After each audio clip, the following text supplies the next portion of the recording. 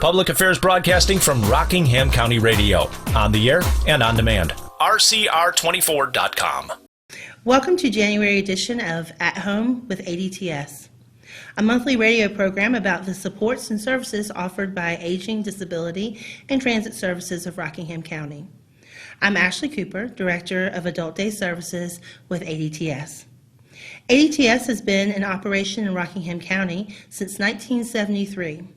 Formerly known as the Council on Aging, our goal is to assist and link older adults, people with disabilities, and their families with information, opportunities, and services that promote and enhance the quality of life, as well as working to meet the local transportation needs of Rockingham County residents.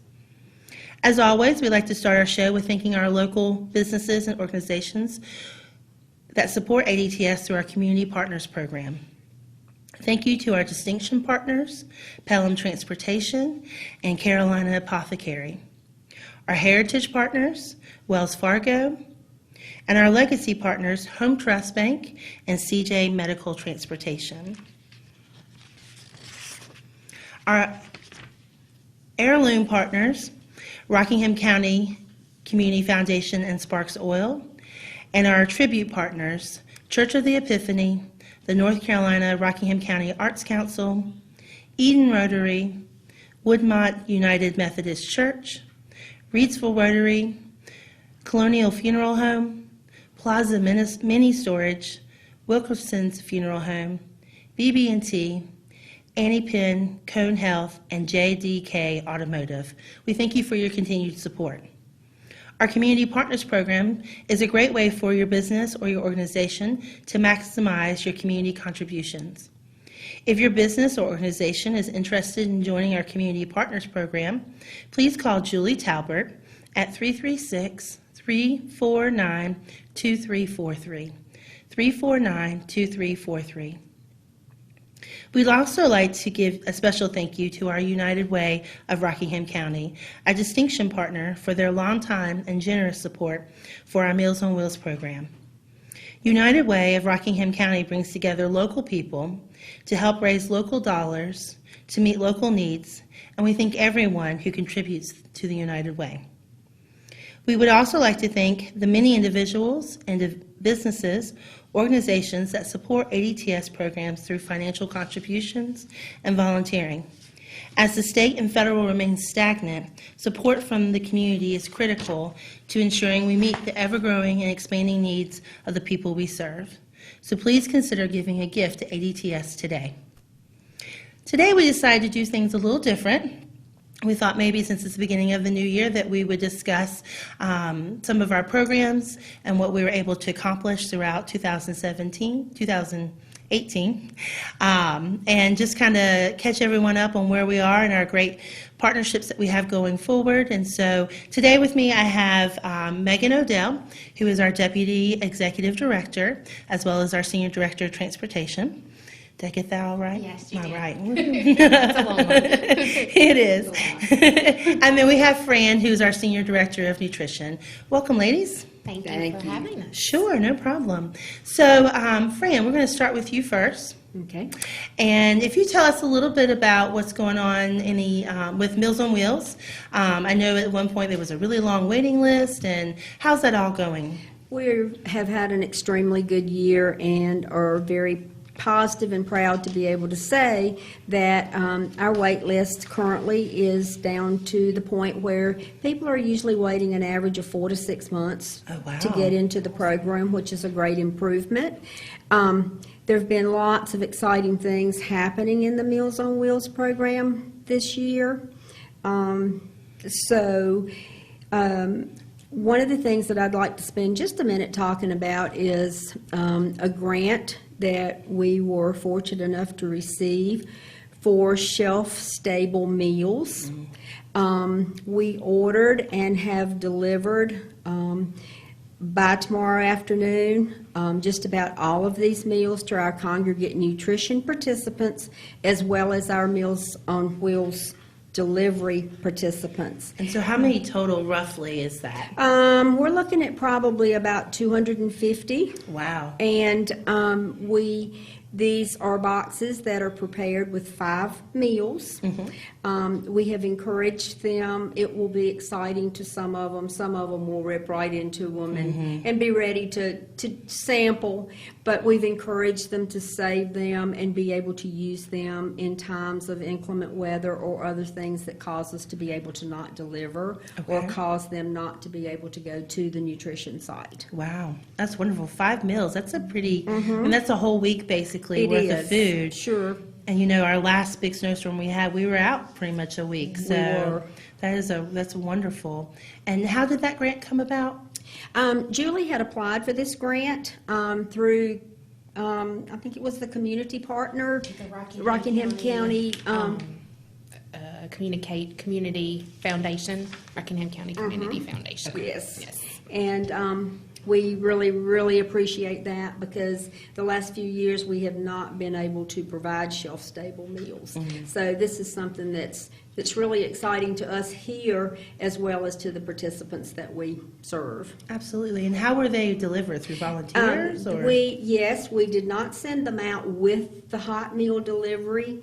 We chose volunteers that most of them do at some point in time volunteer for us, but then we try to involve some people that don't normally volunteer. Ellisboro Baptist Church took a group in Madison, Mandan, and Stoneville last Saturday. Oh, wonderful. And so it's been a rewarding thing. It really has. Sure, definitely. And you know, I don't know where we would be without our volunteers. Exactly. And, you know, and sometimes people aren't able to volunteer on a regular basis, so these are great opportunities to volunteer for just short little bursts. It is. And still feel like you're participating and giving back to your community. It definitely is. And talking about volunteers, Ashley, we always have need for additional volunteers. You know, there's Meals on Wheels that they can volunteer with. One of the things that we're really low on delivery volunteers for is our frozen food program. And our frozen food clientele seems to have increased a lot this year. So often these people that are out in the county and need to receive frozen meals don't have a way to pick them up themselves, or either their family members all work. So it's really beneficial to us to be able to have a lot of volunteers that are willing to do the frozen routes, and that's only once every 2 weeks. Right, and so some flexibility too about when you can Exactly. deliver. So like maybe you could deliver after work or something like Sure, that. yeah. On the way home, Yeah. so to say. Right, absolutely. So I want to back up just a little bit. You mentioned the shortening of the waiting list. What was it before you were able to kind of get it under control? When we first started working on it, we were at about 219 people. And we ended up December with 68 people on the wait list. Wow. That's amazing. And that doesn't always mean that when we work the wait list or calling people, that doesn't always mean that all of these people are still going to be in the need for these meals. You know, some of them have gone to nursing homes, some of them have moved in with family, some of them needed them in a crisis situation and no longer need them, which is good, but at the same time you hate you couldn't serve them, Right. you know, when they did need it. Sure. But so we're really excited that the wait list is down. It's Sure. a good thing. And there's also an opportunity. You mentioned that sometimes it's an emergency need, and we're not able to respond that quickly. So there's an opportunity, though, to privately pay for the meals. Yes, we do have the private pay program in place, which we find that people, especially if there are children living out of town and away from mom and dad or dad, that this is something that they can do while they're waiting for their name to come up on the wait list. And of course, if they start out on private pay, they will not remain private pay as long as they're in the program. As soon as their name comes up on the wait list, then they are removed from the private pay part. Wow, that's a great That's a great tool and asset to have. I know with my grandmother, we all just kind of chipped in a few bucks here and there, and we were able to pay for it Exactly. each month until she came up on it. And we also have been trying to make a concentrated effort to work with the hospice program because we do not put these clients on a wait list. And so often there are two people looking after. It's one spouse that's sick and the other spouse is trying to take care of that person, and a lot of times totally overwhelmed. And so preparing food is something that does not come to mind to them. So we currently have probably about 6 or 7 hospice clients enrolled in the program. So I'm pleased that we can also offer that. Yeah, that's a great partnership. Most definitely. Can we go back and just highlight some of the special volunteers that did some particularly special things over the holiday season? Sure. Thanksgiving and Sure. Christmas? The holiday season is always exciting to us because on Thanksgiving Day, St. Thomas Episcopal Church prepares and delivers meals to all of the Meals on Wheels clients in Reidsville. Grace Baptist Church in Madison does the same thing with the people on the Madison, Madan, and Stoneville Meals on Wheels delivery. And then Christmas, Dick's Drive-In in Eden for years has provided a hot meal to everybody county-wide that's on the Meals on Wheels program. Wow. And I had the opportunity to be in the drive-in before Christmas and was talking to them and thanking them. And one of the owners brought to my attention that this is something that he never, ever has a problem getting enough help for, because he says this is the one thing every year that everybody wants to participate in. Everybody wants to go deliver. And so we are just extremely thankful for all these people for doing that. And you know, it's just a bright spot. It's just something different. You know, you can send home an extra meal, frozen meal for them to have during the holidays, but it's that person coming to that door and bringing you that hot meal that's sometimes more special than the meal itself. Because a lot of times this is the only person that these shut-ins see, sometimes for days at a time. Yeah, absolutely. Absolutely. So are we in need of volunteers to help? You mentioned frozen route. How about the hot route? Are we in We need of can those always use volunteers for hot routes. You know, you'll occasionally have people that will have to come off for 3 or 4 months. Lots of things happen, and as we increase our census, then that means that, you know, our routes are either going to become larger or we're going to have to break them down into more routes. So there's always a need for Meals on Wheels volunteers. Okay. Wonderful. Thank you, Fran. Is there anything else special we should know? We have had the benefit this year also to be able to, we have had a wait list at the Reidsville Nutrition site in the new senior center. We've had a wait list there ever since the senior center opened. And this year we were fortunate enough to be able to fulfill that wait list. And actually, we, in the month of December, served a total of 95 different participants at the Reidsville Congregate Nutrition site. So we're real excited about that. Not everybody comes every day, Monday through Thursday, but a lot of them will come to the senior center and they'll do different activities, and then they'll have lunch and go home. So it's, you know, it's sort of an all-in-one, all-inclusive for them. So we were really blessed to be able to have funding that allowed us to be able to add all of those people that were on the wait list. And currently we do not have a wait list at that nutrition site. Oh, that's wonderful. That's great to hear. That's exciting. Yes, it just shows you the growing need that's in the community. It is. It really is. Absolutely, It really is. absolutely. As someone who's also over on that side of town and share a building, she's always, I have to always toot Sandy's horn, because she's always got, Sandy's the director, she's the site director, she's always got guests coming through and musicians and having parties and bingo. And so it's a great way to fellowship as It well is. as just get a hot meal. It's amazing what these nutrition sites do for extracurricular activities for their people. And Sandy especially so, because it's a lot of difference in fixing for 65 people and fixing for 15 or 20 people. And she just goes over and beyond the call of duty. She loves all these people like they were her own family, and they in turn all love her.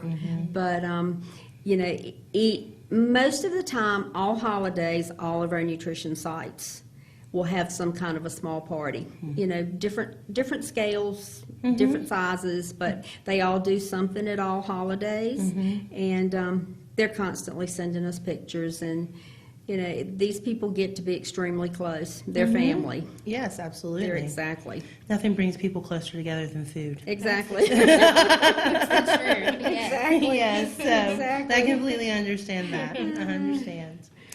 So, well, thank you, Fran. Appreciate that. Thank you.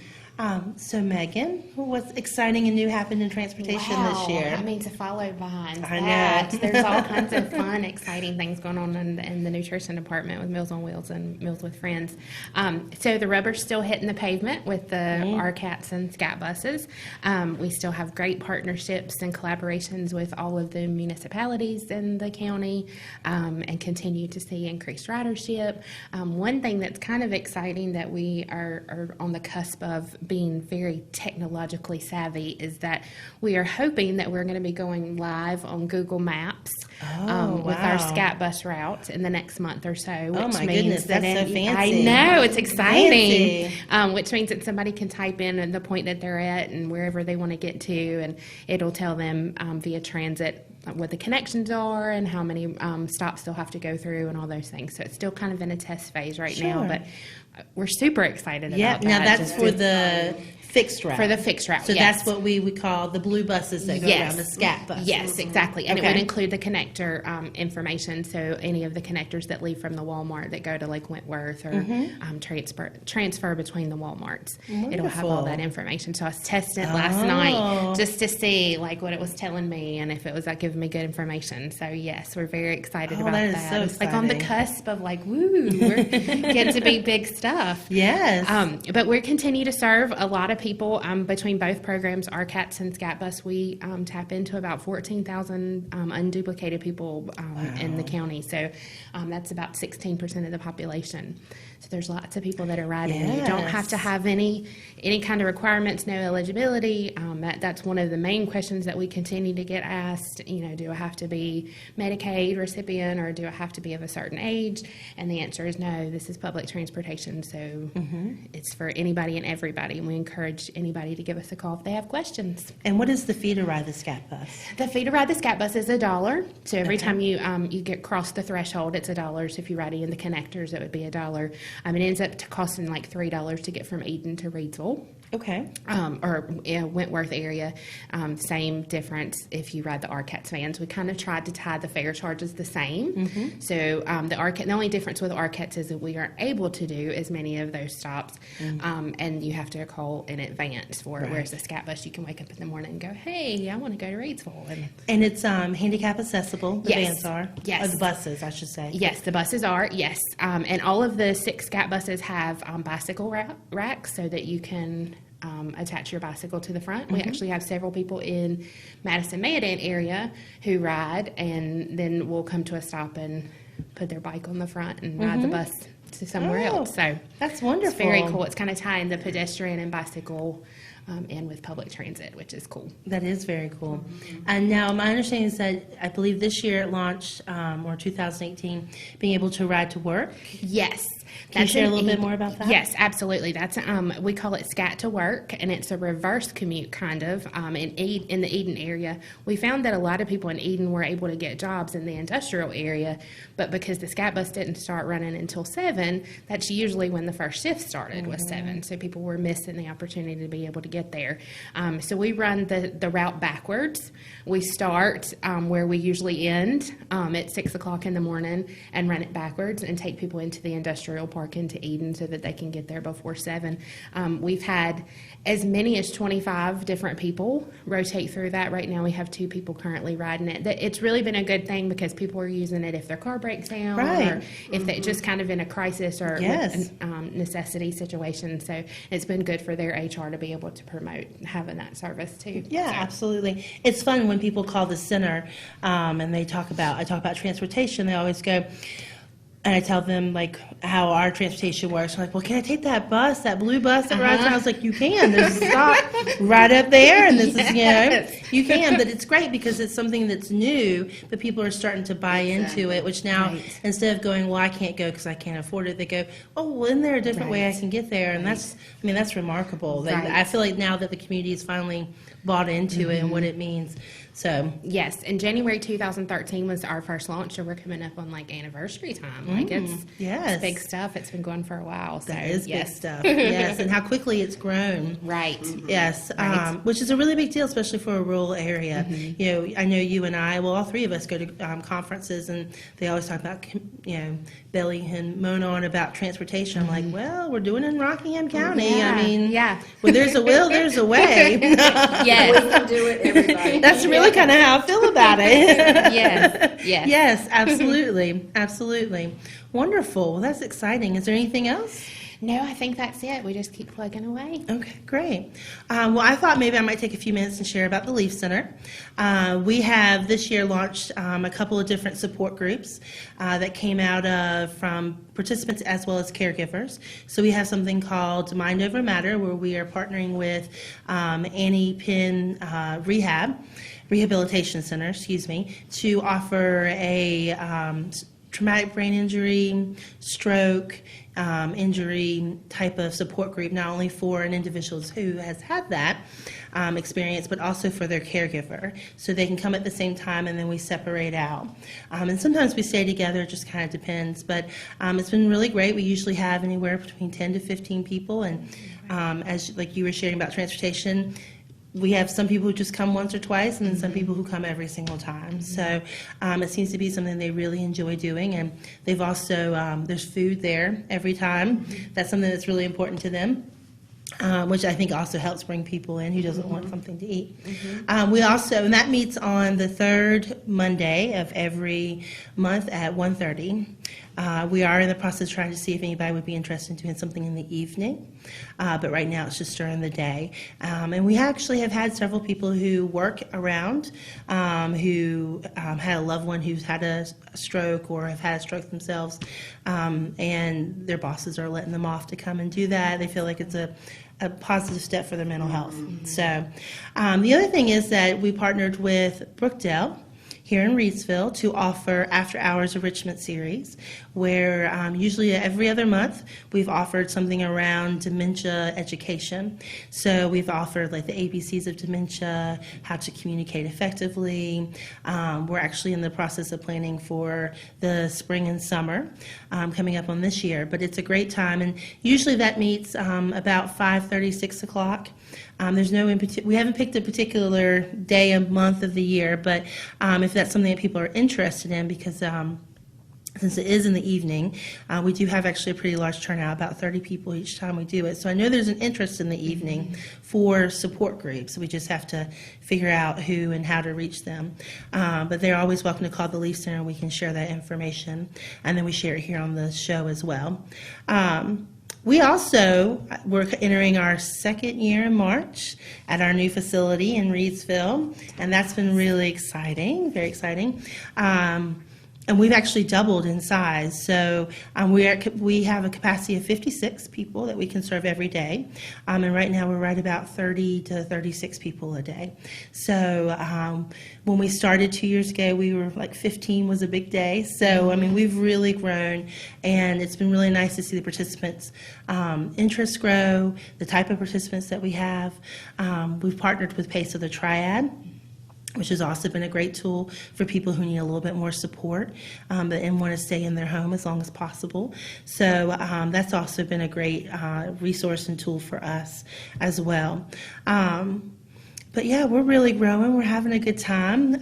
Our staff is growing, and so that's really nice as well. But basically, we've just been working on trying to find ways to support our participants and their caregivers.